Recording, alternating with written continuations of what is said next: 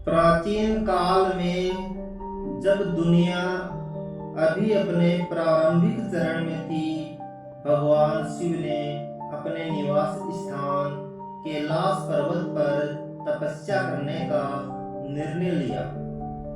उनकी तपस्या का उद्देश्य था अपने अंदर की शक्ति को और अधिक मजबूत करना और संसार के कल्याण के लिए अपने आप को तैयार करना।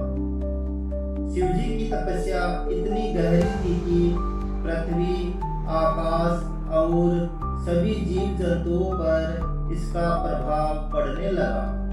उनकी तपस्या के दौरान उनके आसपास के वातावरण में एक अद्भुत शांति और स्थिरता छा गई।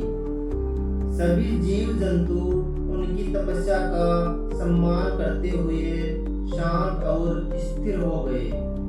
उनकी तपस्या के दौरान देवी पार्वती ने उनकी सेवा की और उनकी तपस्या को और अधिक मजबूत करने के लिए उनकी सहायता की। देवी पार्वती की सेवा और प्रेम ने शिवजी की तपस्या को और अधिक प्रभावशाली बना दिया।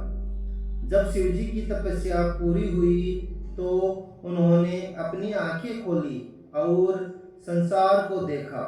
उन्होंने देखा कि संसार में कई समस्याएं और चुनौतियां हैं और लोगों को उनकी आवश्यकता है। उन्होंने अपनी शक्ति और ज्ञान का उपयोग करके संसार के कल्याण के लिए काम करना शुरू किया। शिवजी की तपस्या और उनकी महिमा के बारे में सुनकर सभी जीव जंतुओं ने उनकी पूजा और सम्मान करना शुरू किया। उन्होंने शिवजी को अपने जीवन में उतारने और उनकी शिक्षाओं का पालन करने का प्रयास किया। शिवजी की तपस्या की महिमा। शिवजी की तपस्या की महिमा इस प्रकार है। उनकी तपस्या ने संसार को शांति और स्थिरता प्रदान की। उनकी तपस्या ने उनकी शक्ति और ज्ञान को और अधिक मजबूत किया। उनकी तपस्या ने देवी पार्वती के साथ उनके प्रेम और संबंध को और अधिक मजबूत किया। उनकी तपस्या ने संसार के कल्याण के लिए उनके काम को और अधिक प्रभावशाली बना दिया।